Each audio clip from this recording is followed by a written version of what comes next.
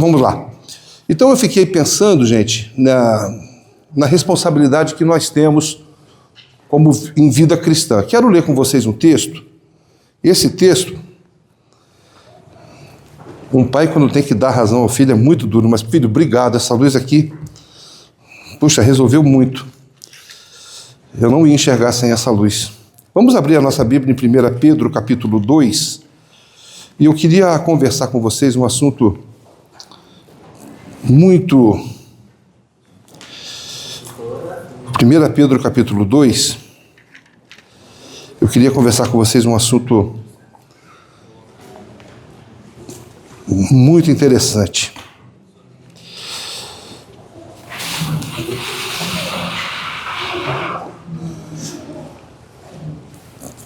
Podemos? 1 Pedro capítulo 2. Tem como projetar? Vai projetar? 1 Pedro capítulo 2, por favor.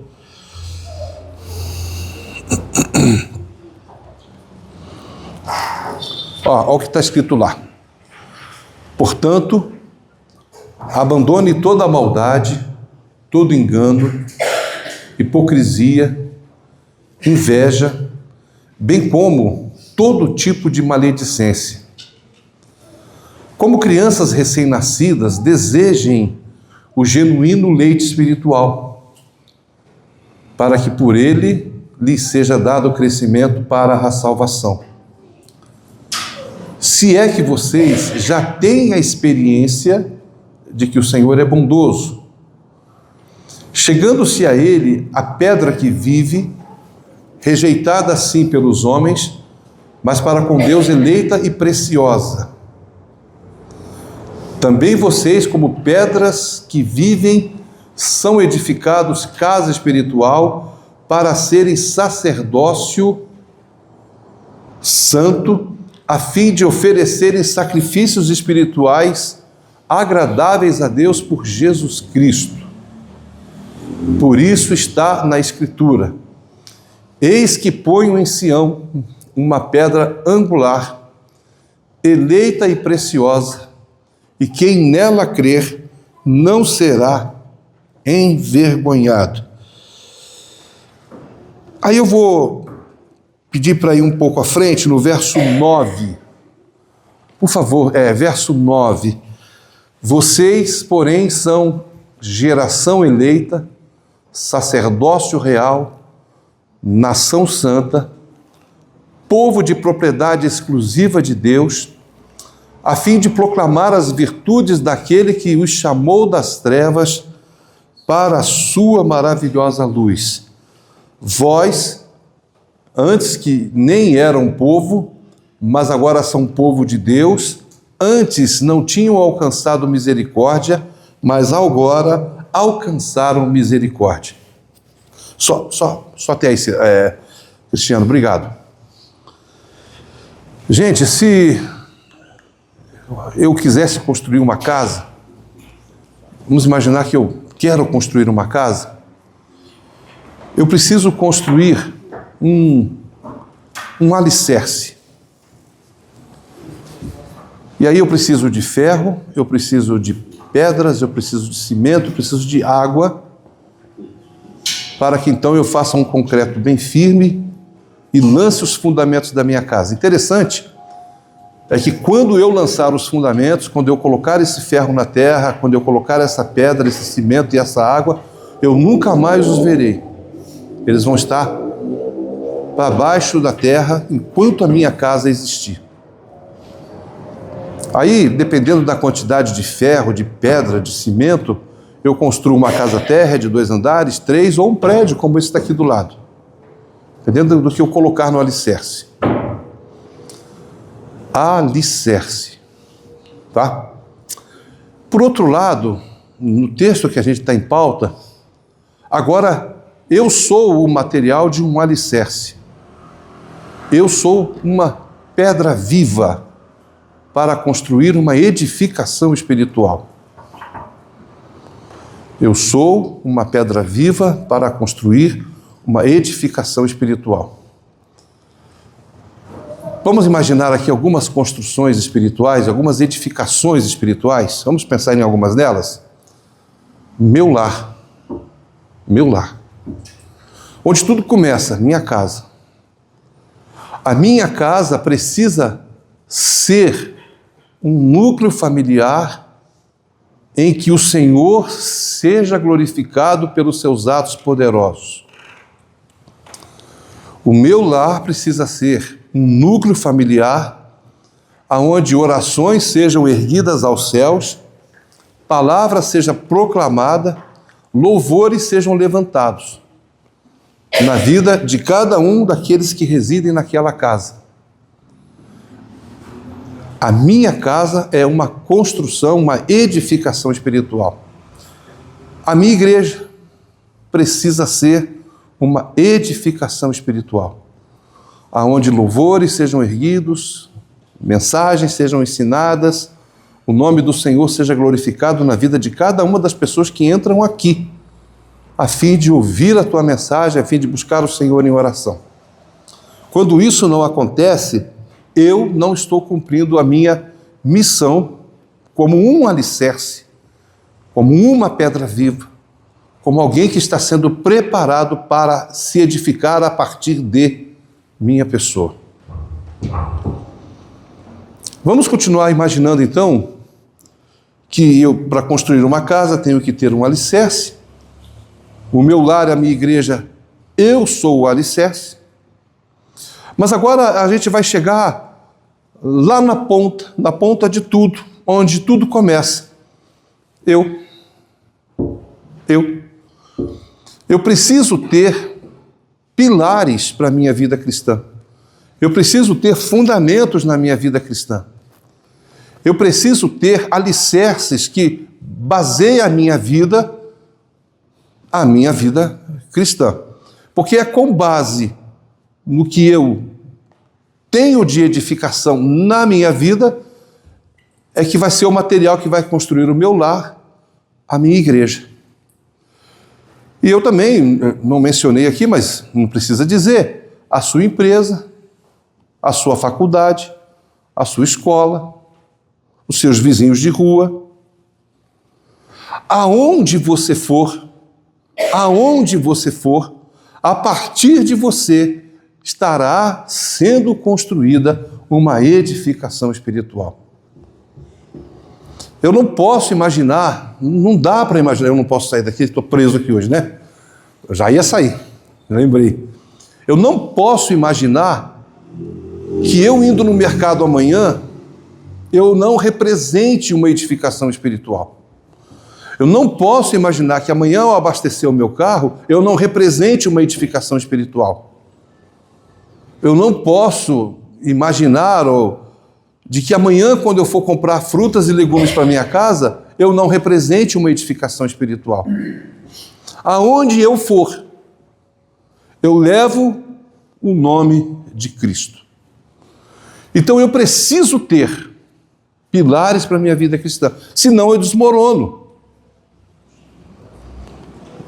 Senão eu não aguento o que vai ser construído a partir de mim. Eu preciso ter pilares para me manter. Poderia selecionar milhares e milhares de pilares. Resolvi pegar apenas 4, baseado no texto que nós estamos lendo. O verso 9, se vocês puderem colocar de novo, Cristiano, por favor, meu filho. Verso 9. Vocês são uma geração eleita, o sacerdócio real, a nação santa, povo de propriedade exclusiva de Deus, a fim de proclamar as virtudes daquele que vos chamou das trevas para a sua maravilhosa luz. Essas promessas já haviam sido dadas há mais de 1 milênio atrás, quando o Senhor chama Abrão e fala: Abrão, eu vou fazer uma grande nação a partir de você, e vou te estabelecer no lugar, uma terra que será sua, a sua geração será como as estrelas do céu, incontáveis, assim será a sua geração. E todas essas promessas foram concedidas ao povo que lá no deserto caminhou, que por razões das mais variadas não aproveitaram a oportunidade de ser uma unidade espiritual, uma construção espiritual. Então agora, em Cristo, essa responsabilidade que outrora pertenceu a um povo do passado, agora é entregue à igreja, a mim.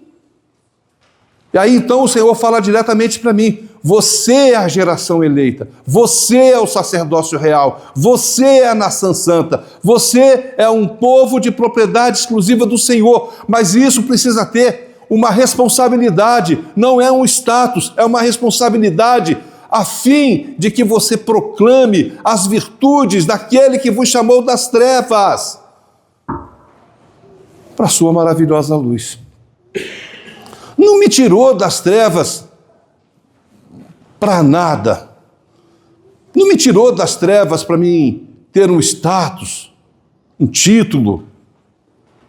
Me transformou numa geração eleita, num sacerdócio que exige realeza, e essa realeza é do Cristo. Uma nação santa, uma nação separada, povo exclusivo do Senhor. Então eu rascunhei 4, baseado no livro de Atos, eu rascunhei 4 alicerces que eu e você precisamos ter. 4 alicerces que eu e você precisamos ter. Vamos ver alguns desses alicerces?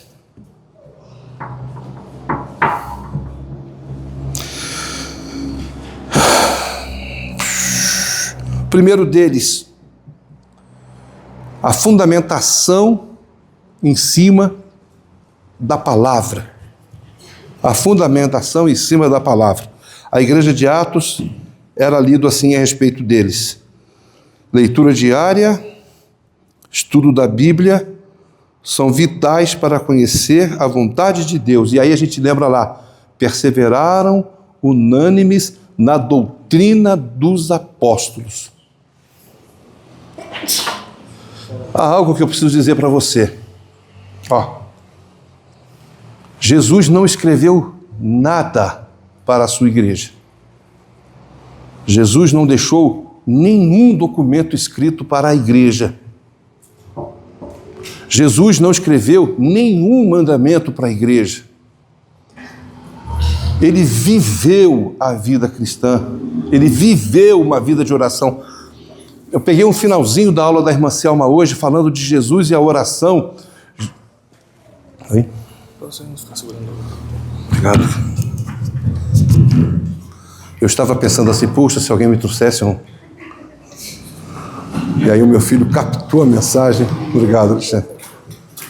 Captou a mensagem e pá. E ela estava falando de Jesus e a oração. E ela falava dos vários aspectos de Jesus orando, de Jesus buscando ao Senhor, de Jesus chorando, de Jesus louvando, intercedendo, tudo isso em oração. Então aí eu percebo a necessidade de entender. Os apóstolos sentem a necessidade, já estão ficando velhos. O Jesus morre no ano 33, aproximadamente. Os discípulos começam a fazer, os apóstolos começam a fazer discípulos, e o primeiro evangelho vai ser escrito lá no ano 48, 15 anos depois da morte de Jesus Cristo. Mateus escreve, Marcos começa a escrever, Lucas começa a escrever, João começa a escrever, e esses evangelhos que eles vão escrevendo vão para destinos diferentes. E eles começam a escrever então a necessidade de que todos conheçam a vida de Jesus e compartilhem de cada momento vivido por Jesus Cristo.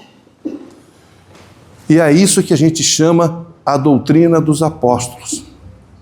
Homens que viveram com Jesus e têm autoridade para dizer como ele foi, como ele fez, o que ele fez. Primeiro pilar da vida cristã, a palavra de Deus. A palavra de Deus. Por isso que nós gastamos um bom dinheiro nas literaturas de escola bíblica dominical. Por isso que nós insistimos e convidamos a que venham, domingo de manhã, à escola bíblica dominical, para aprender a palavra, para buscar ao Senhor. É um fundamento essencial para você não cair nas vãs filosofias da vida. Um segundo alicerce, eu falava da irmã Selma, a oração. O diálogo constante com Deus. É através da oração que o cristão expressa preocupação com a sua situação, louvor, agradecimento, adoração, confissão dos seus pecados e os pedidos tão necessários de orientação. A oração é a segunda parte do diálogo com Deus. Porque quando você abre a Bíblia, o Senhor fala contigo, mas quando você ora, é você quem fala com Deus. E para falar com Deus, dispensa aquelas palavras santíssimo, reverentíssimo, amantíssimo. Não. É as palavras que estão dentro do seu íntimo, dentro do seu coração. E pode acreditar que vai haver momentos que nem palavras vão sair do seu coração, sairão gemidos de dor, de tristeza, de angústia. Haverá momentos que você não terá um vocabulário adequado para falar com o Senhor.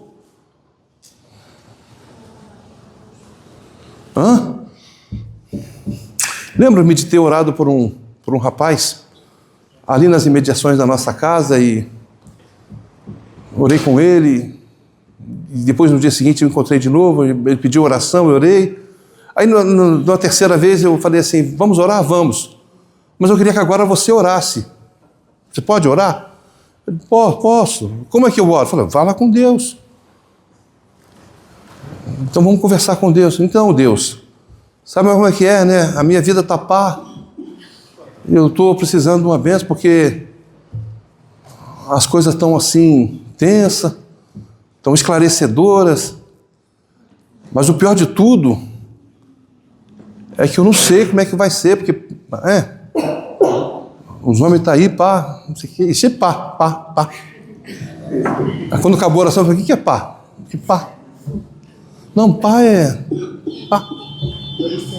Mas é o jeito dele, a oração é o seu jeito. Eu já falei muitas vezes isso e acho que vou morrer falando isso. Se você não ora e se você não lê a Bíblia, não dá. Não dá para ser uma construção. Tudo que você vai fazer na vida, nada vai dar certo, porque você não tem o pilar, os pilares essenciais da vida cristã. Há um terceiro, a comunhão. E permaneciam juntos no partir do pão, nas orações. Partir do pão e das orações. A gente come junto, bebe junto. Agora está sendo muito gostoso os cultos de oração de quarta-feira, também tem o nosso cafezinho depois do culto. Tem sempre um que vem com um café.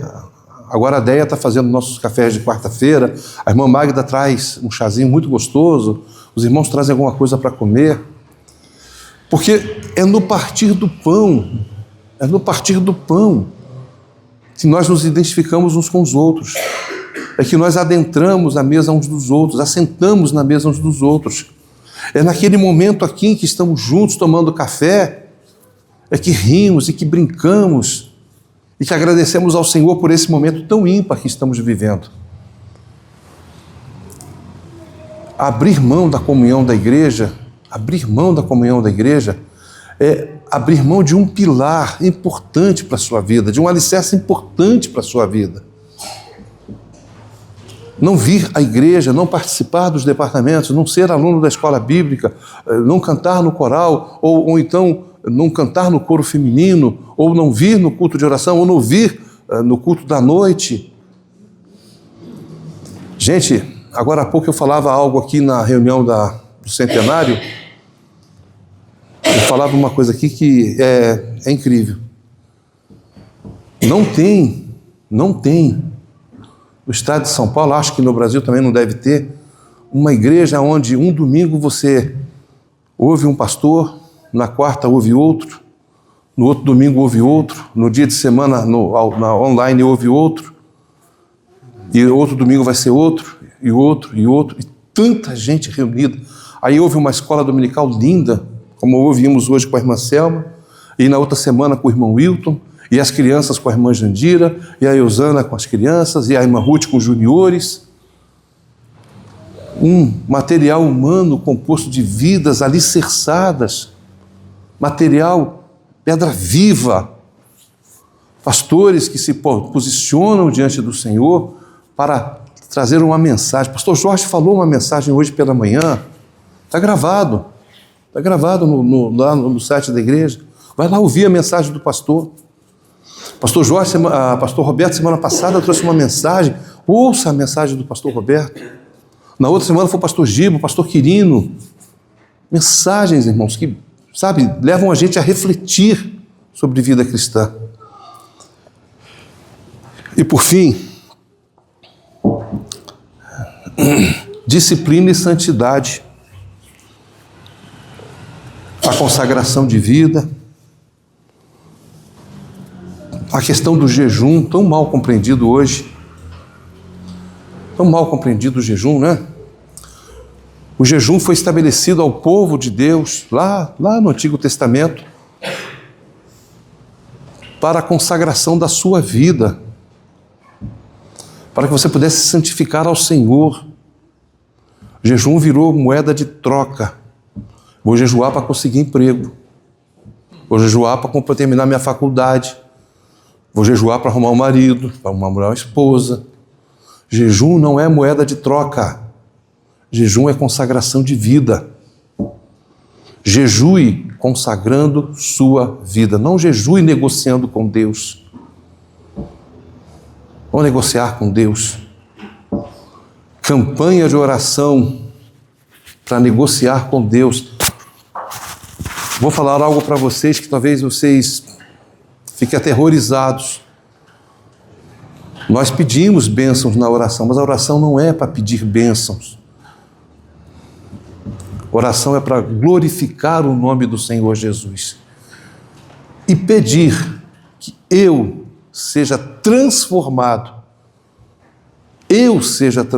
a cada dia, a fim de que então eu sendo transformado, o Senhor mude as situações diante dos meus olhos.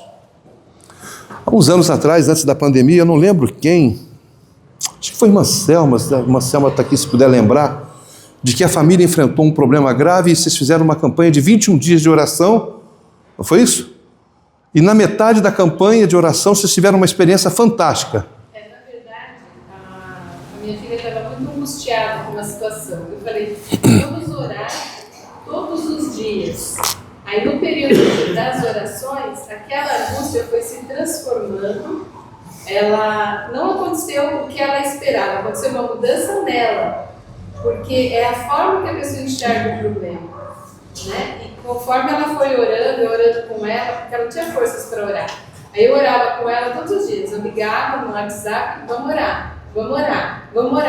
Aí eu falei assim, vamos orar por 21 dias. Aí chegou no 20 dias, mãe, vamos orar por mais 21, sim. Mais 21, sim. Mais 21, sim.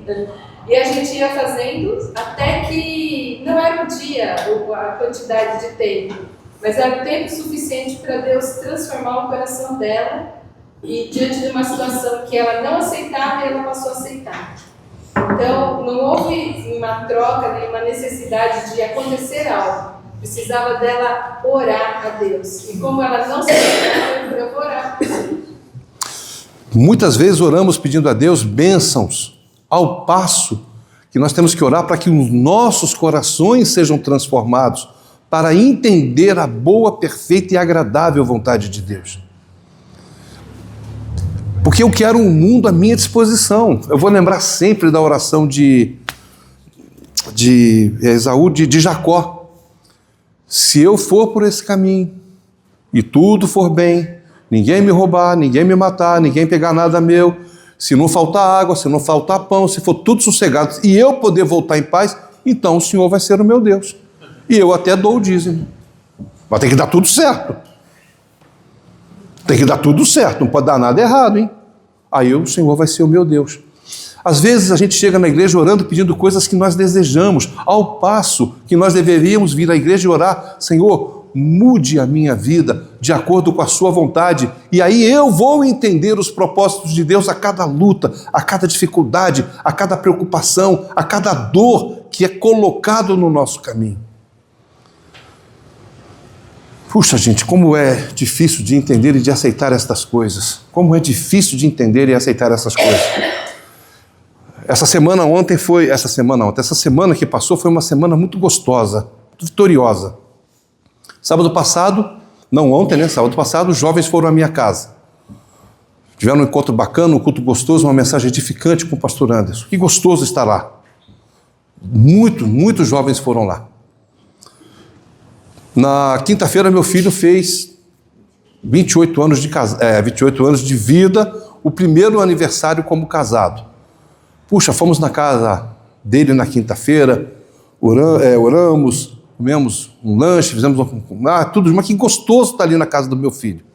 Na sexta, minha filha passou pela banca e se formou na sua faculdade. Tirou algumas fotos, um sorriso lindo, até publicamos no grupo da igreja, um sorriso lindo da minha filha, feliz com a sua vitória pessoal. Na cozinha da nossa casa, eu e Eusana chorávamos. Quando ela deu a notícia, passei. Chorávamos nós dois ali abraçados, a vitória que Deus nos deu, nosso segundo filho. E aí eu lembrei, minha mãe queria ver a Alexandra formada.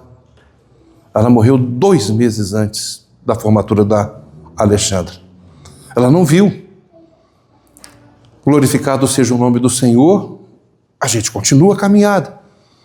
Então, o segredo das coisas não é chegar diante do Senhor e falar: eu quero. Senhor, me prepare para que eu receba as coisas dessa vida. E aí eu lembro da fala de Jó. Recebemos as boas coisas de Deus, não vamos receber as más também? Precisamos receber. Então, esses pilares que são a palavra, a oração, a comunhão e a santidade, a disciplina de jejuar, de orar, de buscar ao Senhor, de se fortalecer diante das necessidades, se fortalecer diante das adversidades, há um subtendido no meio de tudo isso, que é uma vida de serviço ao Senhor. Uma vida em que se busque ao Senhor no trabalho, em que se busque ao Senhor nas atividades dentro da igreja, mas não é só dentro da igreja, lá fora.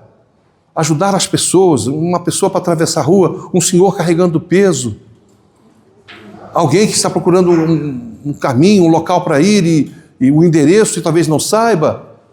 Nós precisamos entender que nós somos porta-voz de uma mensagem de fé, de paz e de esperança, e somos colocados no meio do povo para servir ao povo, servir as pessoas. Nós estamos servindo as pessoas. Uma água que a gente dá, um saco de arroz que eu dou aqui, estamos servindo as pessoas. Uma carona que a gente dá, um pneu que a gente ajuda a trocar, um carro que ajuda a consertar. Nós estamos servindo as pessoas. E eu tenho que ter uma vida de serviço. Eu preciso levar uma vida de serviço. A vida não consiste só no seu trabalho para você ganhar dinheiro, para você sustentar a sua casa. Porque as nossas unidades residenciais ou as nossas unidades familiares não são só sustentadas com arroz e feijão, mas, acima de tudo, com a graça e com a misericórdia de Deus. Com a graça e com a misericórdia de Deus. Então é isso, gente. Pedras vivas somos nós. Uma grande edificação espiritual. E a ponta sou eu. A ponta sou eu. E o Senhor fala para mim nesta noite, e eu desejo que vocês entendam isso. Construam suas vidas. Construam suas vidas. Façam das suas vidas um motivo de adoração, um motivo de agradecimento ao Senhor. Façam da vida de vocês aquilo que está escrito. Volta o verso 9 para mim, por favor, gente. Façam da vida de vocês valer aquela palavra ali, ó. Geração eleita, sacerdócio real, nação santa, povo de propriedade exclusiva de Deus. Para quê? A fim de proclamar as virtudes daquele que vos chamou das trevas para a sua maravilhosa luz. Eu tenho certeza do lugar de onde eu vim. E era muita treva. Eu sei que os caminhos de onde eu vim. E sei a rocha que eu estou firmado hoje. Eu sei a rocha que eu estou firmado hoje. Eu sei o que me espera no futuro. Eu sei que além das lágrimas, além dos traumas, além das dificuldades, eu sei o horizonte lindo que me espera no futuro. Há um hino que eu escutei muitas vezes, principalmente quando eu era pastor da Vila Guarani, tinha um irmão lá, o irmão Cláudio, gostava muito de cantar este hino. E esse hino dizia assim: muito cansado estou, mas procuro o Senhor. Dele a voz eu anseio ouvir, na radiosa manhã, ou à noite ao dormir, haverá paz no vale para mim. Você gosta desse hino? Conhece esse hino? Aí o refrão é lindo. Haverá paz no vale para mim, eu sei. Haverá paz no vale para mim, Senhor, eu sei. Nem a sombra da noite ali verei. Haverá paz no vale para mim. Paz é o que me aguarda. O segundo é bonito. Se o sol, quando o sol surgir no horizonte sem fim e mostrar todo o vale em flor, eu ali quero estar na presença do meu Senhor. Quando o sol surgir. Muito linda essa noite, essa música. Essa música me remete a um período Fui alegre a cantar na presença do meu Senhor. Muito linda essa música. Essa música me leva, gente, a muitos anos atrás, eu ainda era pastor do meu primeiro ministério, a primeira igreja batista de Rio das Flores. E aí a gente recebeu o convite, o desafio de construir uma igreja na Serra da Mantiqueira do Mar, agora me fugiu, uma de frente para outra, numa serra bem uns 40 quilômetros de Rio das Flores. E era um povoado, era um lugar assim, um vale, entre duas serras, a Mantiqueira e o mar, um vale. E nós tínhamos que ir lá. E aí eu virei para os irmãos da igreja, o irmão Paulo, foi vice-moderador da igreja, esposo da minha mãe, irmão Geraldo, cujo apelido era Raçudo. Esses dois homens se levantaram e falaram: pastor, se tiver quem nos leve lá, nós vamos. Nessa época eu tinha um chevetinho muito velho, um chevetinho velho. E entramos com aqueles dois homens e íamos lá na sexta noite. Eu vinha de Volta Redonda, eu trabalhava no Bradesco nessa época, chegava e à noite dormíamos no carro, para no dia seguinte cedo já estar no local, para passar sábado o dia inteiro, domingo o dia inteiro, até às 4 da tarde, para vir e celebrar o culto em Rio das Flores. E na segunda-feira ir embora, Volta Redonda de novo. E aí quando nós chegamos no local, um irmão levou a gente, um irmão que era morador do local levou a gente, e nós estávamos descendo a serra com aquele chevetinho, meu chevetelho, né, descendo.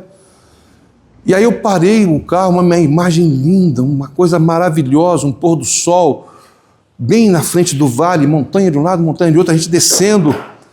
E eu falei assim: mas aonde está esse vilarejo? Não tem vilarejo aqui, não estou vendo. E aí esse irmão falou: espera só mais um pouquinho, vamos orar. E aí encostamos no carro e ficamos olhando o pôr do sol, e daqui a pouquinho subiu a primeira coluna de fumaça, de fogão de lenha. Aí ele falou, ali tem uma casa. Aí foi levantando a segunda, a terceira, a quarta, a quinta, aqui um monte. O vale, o pôr do sol, a cadeia de montanha de cada lado, e aquele monte de fumacinha subindo, se erguendo. Eu falei, poxa vida, olha isso. Aí esse hino me leva a essa imagem de um pôr do sol, lá na serra, olhando famílias no meio do nada, vivendo e trabalhando. Construímos a igreja. Muita luta, muita dificuldade, construímos a igreja. E a igreja ficou lá por muitos anos. Quando eu vou a Valença, há um trecho da estrada que a gente olha, eu já mostrei isso para minha família, eu falo, está vendo aquela montanha lá no horizonte? Lá. Eu a chamo de Machu Picchu, porque ela é assim e depois desce. Eu construí uma igreja no pé daquela montanha. Irmãos, eu não sei quantos anos eu ainda vou viver, mas falo para vocês com muita alegria. O que eu já vivi, eu estou muito feliz. Muito feliz. Eu só preciso ver 3 coisas só na vida, pastor Roberto. Eu preciso ver o bichinho do Alexandre e da Raquel. Eu preciso casar a Alexandra e ver o bichinho da Alexandra nascer. Quando isso acontecer, pronto. Eu posso partir para a eternidade. Aí você vai querer. Não, eu não vou ter mais vigor para isso não. Irmão Wilton, vamos cantar o hino para ir embora para casa? Gente, montem uma vida espiritual, gente. Construam uma vida espiritual. Construam uma vida de oração. Construam uma vida na palavra, na comunhão, no serviço e na santificação. Construam. Não abram mão disto. E o nosso Deus, o nosso Senhor, vai abençoar todos vocês.